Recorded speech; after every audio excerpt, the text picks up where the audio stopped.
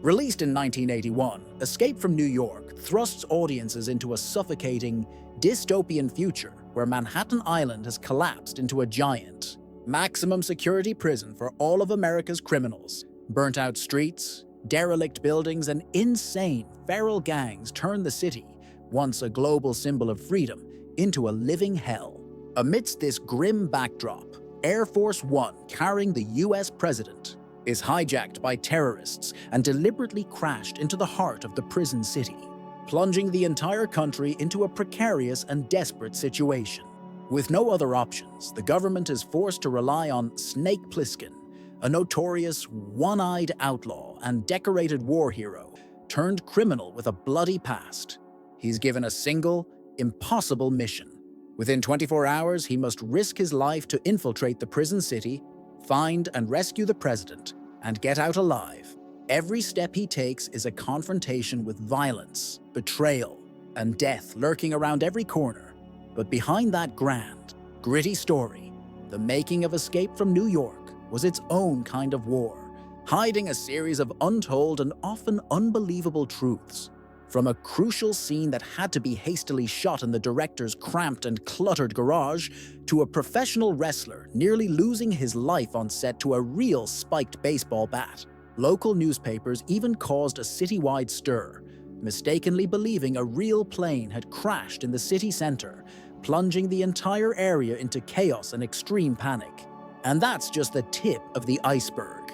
Don't look away, because this video will pull you into a journey to uncover 20 secrets that have always been hidden behind the smoky, dystopian masterpiece, Escape from New York. The city in this film later became the setting for another sci-fi masterpiece. The desolate, ruined Manhattan of Escape from New York feels like a unique and unforgettable vision of urban decay. To create this hellish landscape, director John Carpenter and his crew couldn't film in the real New York.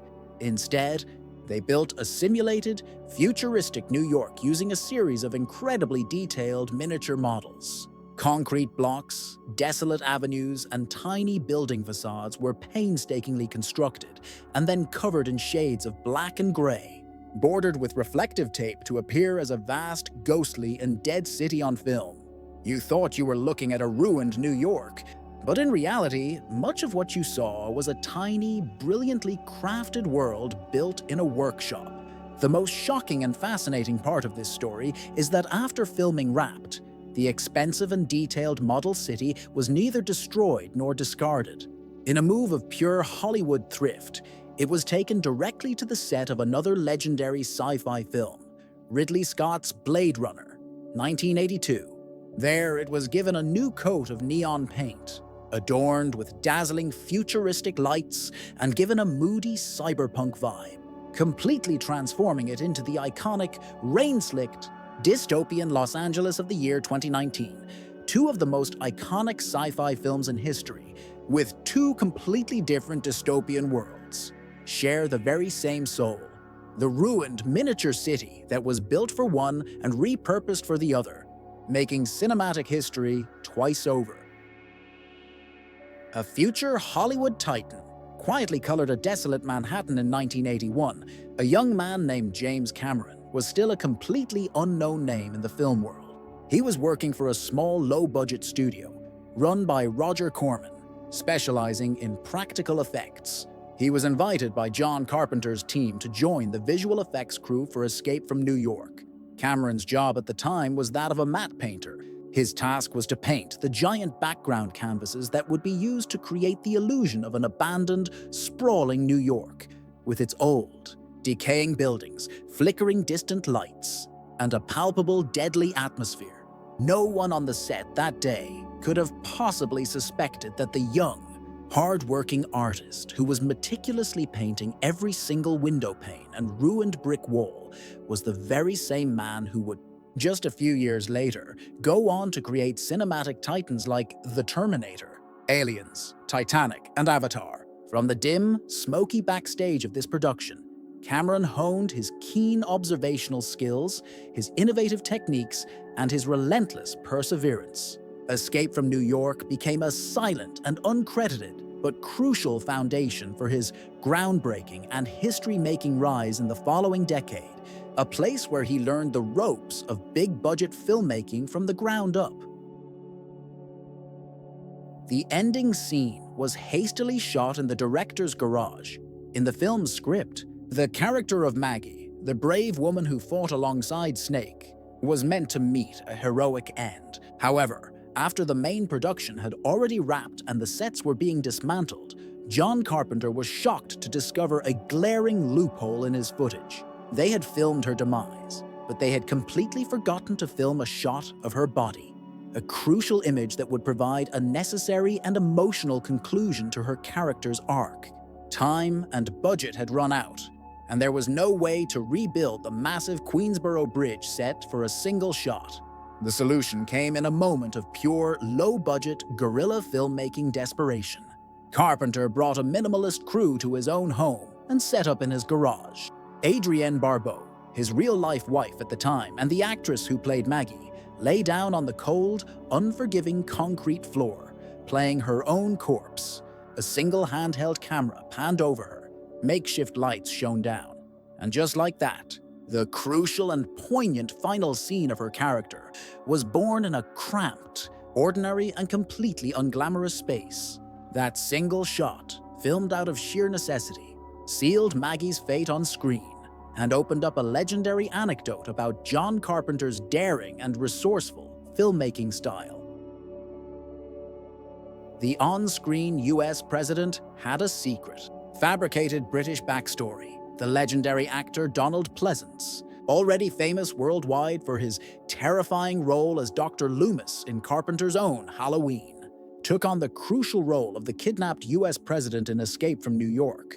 But instead of just following the script and playing a generic American leader, Pleasance decided to add another bizarrely detailed layer of meaning to his character that no one ever saw on screen. In his own mind, he imagined an entire fabricated and secret history for the film's world. He decided that, in this dystopian future, the United States had declined so much that it had fallen back under British colonial rule, with Margaret Thatcher in power. In his private, personal story for the character, the American president was actually a British gentleman who had been installed as a puppet leader. This elaborate explanation, though it never once appears in the film, was his way of justifying his character's booming and very noticeable British accent. It was a rare and wonderfully eccentric bit of method acting, a moment where an actor dared to secretly and silently rewrite the entire political history of the film's world just to make his own performance feel more authentic to him. A blow with a real spiked bat almost cost a famous wrestler his life. In the fiery and brutal gladiatorial arena of Escape from New York, Snake Plissken is forced to face off against a giant, menacing opponent armed with violence and a thirst for gore. For this role, John Carpenter didn't choose an ordinary stuntman. He invited the legendary professional wrestler Ox Baker, a man famous for his intimidating demeanor and his brutal, brawling fighting style. The climactic moment of the fight is when Snake, played by Kurt Russell, has to use a spiked baseball bat to attack Baker directly. The chilling and almost unbelievable part of this story is that the bat was not a rubber prop. It was very real, and the spikes were still attached. Baker was only protected by a thin piece of wood hidden under his shirt. With just a small margin of error, a single mistimed swing, a spike could have easily pierced through the wood and ended his decades-long career, or even his life. Yet, both actors charged at each other with full force, resulting in a breathtaking and visceral fight scene that was both wild and terrifyingly realistic, a testament to the dangerous lengths the production went to for authenticity. A staged plane crash caused a real city-wide panic. Imagine waking up one morning to breaking news saturating every newspaper and radio wave. A huge passenger plane has just crashed in the heart of your city. This is exactly what happened to the residents of St. Louis during the filming of Escape from New York. For the scene of the crashed Air Force One, The film crew had purchased an old, decommissioned plane wreck all the way from Arizona. They cut it into massive pieces and transported it to St. Louis, where the majority of the film was shot. Then, overnight, they erected the wreckage in the middle of a downtown street, adding smoke, flickering lights, and a massive pile of shattered metal to create an incredibly realistic crash site. The scene was so convincing that not only were local residents fooled, but members of the press, who had not been properly briefed, were also tricked. They began publishing and broadcasting articles and reports as if a real national tragedy had just occurred. For a few chaotic days, the entire city was caught up in a manufactured nightmare, a surreal and panicked event brought to them by the magic and the irresponsibility of Hollywood. 7. Kurt Russell fought to protect Snake's cool demeanor.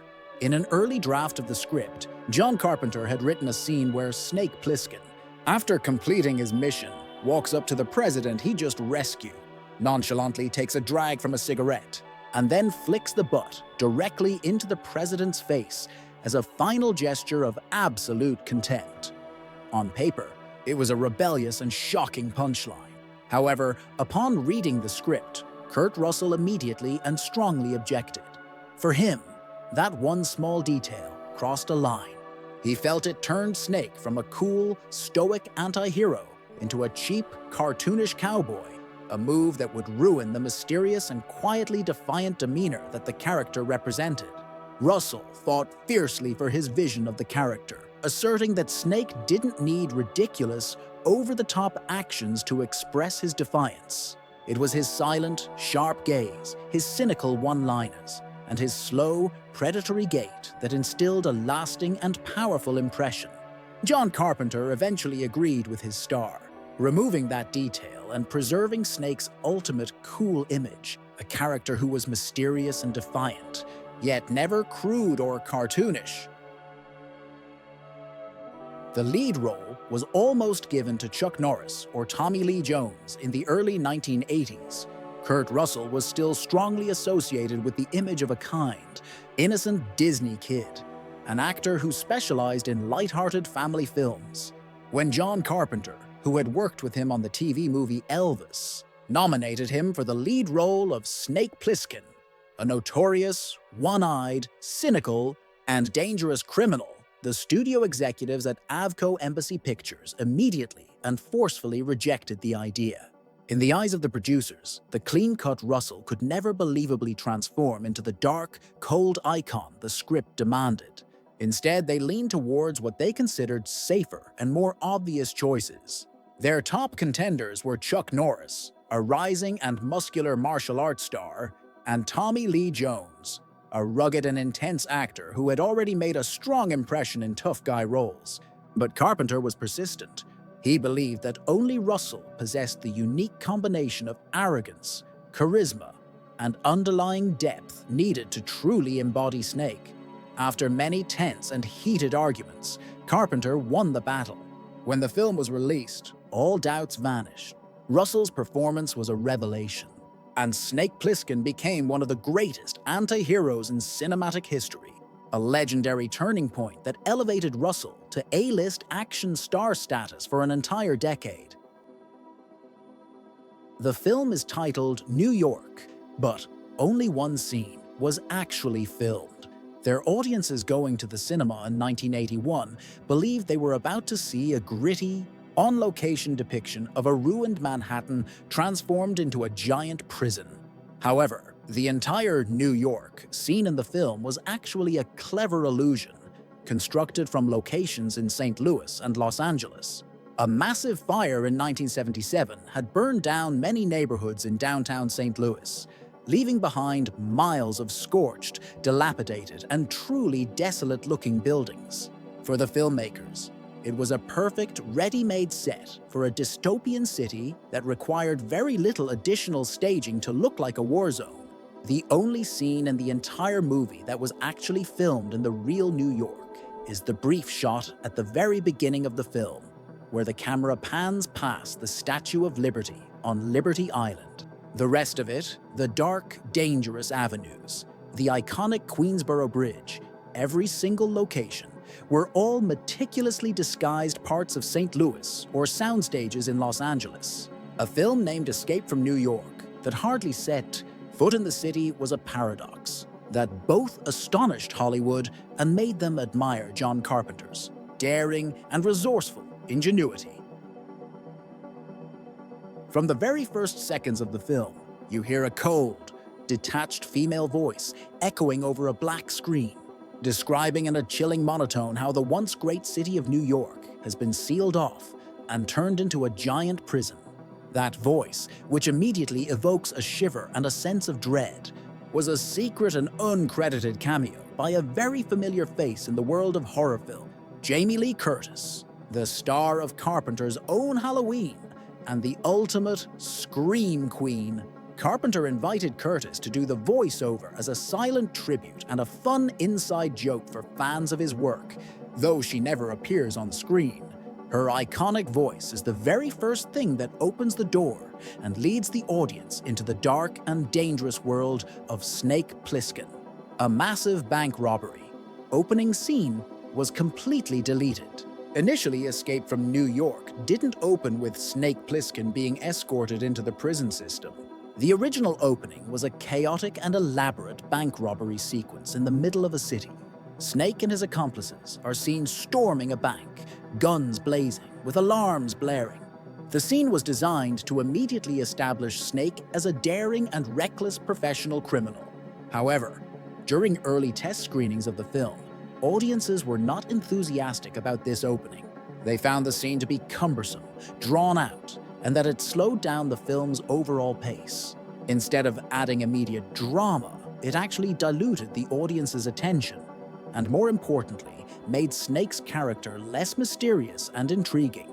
Carpenter had to make a cold but correct decision. He cut the entire segment. Thanks to this last-minute change, when Snake first appears on screen, he's already a shadowy figure, a notorious legend with an unclear and mysterious past.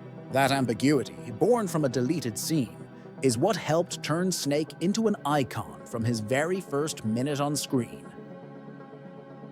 The decapitated Statue of Liberty image only ever existed on the poster. The promotional movie poster for Escape from New York sent shivers down the spines of millions in 1981. It depicted a truly shocking image. In the middle of a ruined New York avenue, the giant decapitated head of the Statue of Liberty lay strewn on the ground, a powerful and terrifying symbol of a fallen America. It became one of the most iconic and memorable cinematic images of the entire 1980s, instilling in audiences a sense of a devastated Manhattan that had never been seen before. But upon entering the cinema, everyone was surprised to find that no scene in the actual film replicated that powerful image. It all existed only on the poster, a brilliant and slightly deceptive marketing trick that disappointed some, but also deeply ingrained itself in the public memory. It wasn't until nearly 3 decades later that the 2008 film Cloverfield finally brought the sight of the statue's head rolling through the streets of New York to the big screen, as if repaying a visual debt to the audiences of a previous generation.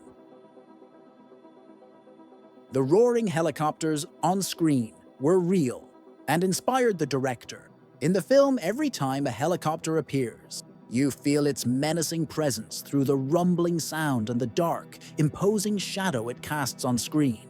Many viewers might have thought these were just models or clever sound effects. But in reality, the helicopters seen in the film were real military vehicles, provided by the National Guard, which were mobilized to serve the film crew. Even more surprisingly, it was from this direct, hands-on experience with the aircraft that John Carpenter developed a lifelong passion for helicopters. He spent time during the production learning about them and eventually, in his personal life, became a real, licensed helicopter pilot. A detail that seemed minor during the filmmaking process ended up changing the entire life of the legendary director, transforming an on-screen obsession into a real-life passion. The grueling, all-night shooting schedule, the suffocating, gloomy, And perpetually dark atmosphere of Escape from New York wasn't achieved through special effects. It was the result of a harsh and grueling reality for the entire film crew. To capture the look of a city that never sleeps but is also never truly alive, the entire shooting schedule in St. Louis took place at night. Filming began at 6 p.m. each evening, just as the city lights were coming on, and lasted until 6 a.m. the next morning. Every single scene was filmed in the thick darkness, filled with artificial smoke and the flickering lights of burning trash cans. As dawn broke, the entire crew would retreat, and immediately after, bulldozers and city workers were mobilized to clear away the fake plane wreckage, the charred bricks, and the debris to return the city streets to normal life for the day. Come evening, the cycle would repeat, transforming a normal city into a dystopian hell, and then back to its original state within hours. This dual rhythm of life, both real and illusory, made the entire crew feel as if they were trapped in the very dark and exhausting film they were creating. The villain's secret, unseen character, Tick Isaac Hayes, the legendary king of soul music, took on the role of the film's main antagonist, the Duke. He didn't want to simply embody a one-dimensional, violent villain.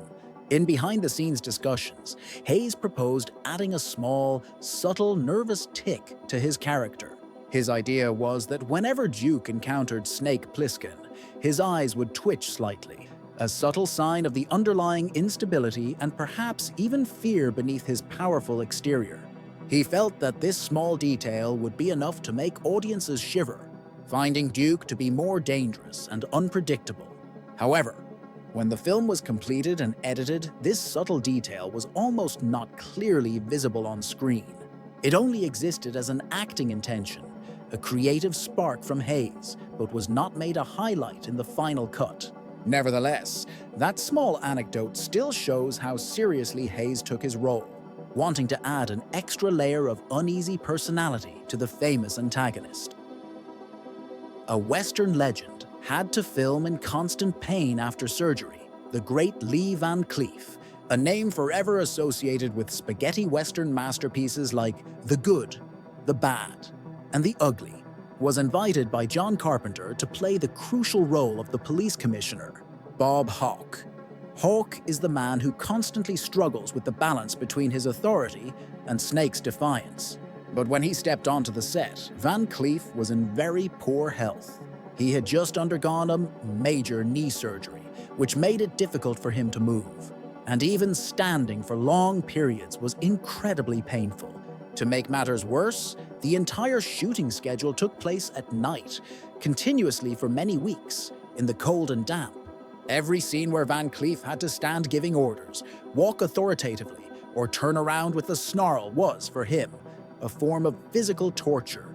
But in front of the camera, audiences only saw a cold, majestic, and weighty commander.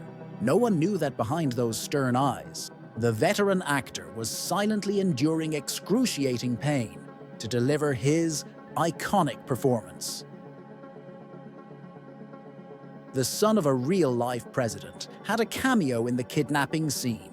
When Escape from New York was released, audiences not only saw Donald Pleasance as the kidnapped US president, but they also briefly glimpsed another face with an unexpected and very real political identity. That face belonged to Stephen Ford, the son of President Gerald Ford, the 38th President of the United States. In the film, Stephen Ford played a Secret Service agent on Air Force One, appearing for a brief moment before the aircraft crashes. The irony of this casting is almost too perfect. In a fictional film about the President of the United States being taken hostage by terrorists, the son of a real-life recent president was present in that very scene. It was an unintentional but perfect layer of dark sarcasm, a moment where the lines between Hollywood fantasy and American politics intersected in a single, seemingly harmless frame. A script that was rejected for years for being too dark and violent. John Carpenter actually wrote the original script for Escape from New York in 1974, years before he became a household name with his horror masterpiece, Halloween. But when he shopped the dark and cynical script around to the major studios, it was flatly and universally rejected. The executives at the time deemed it too dark, too violent, and too weird for audiences. The idea of a future America that had collapsed into a dystopian nightmare, with its greatest city transformed into a giant prison, was too chilling and pessimistic a vision for a film industry that still largely favored righteous, clean-cut heroes. It wasn't until after the massive, unexpected success of both Halloween and The Fog that Carpenter gained enough credibility and power in Hollywood to revive his old, forgotten script. This time, the independent studio Avco Embassy Pictures agreed to take the gamble, paving the way for one of history's finest dystopian works to finally be born. Escape from New York became clear proof that ideas once considered too dark to film are sometimes the very key to creating enduring legends. The woman Snake, met on the street, was Kurt Russell's real-life wife. Amidst his chaotic journey through the prison city, Snake Plissken has a brief, memorable encounter with a woman in a small cafe. She is a fleeting character, yet she leaves a strange and lasting impression.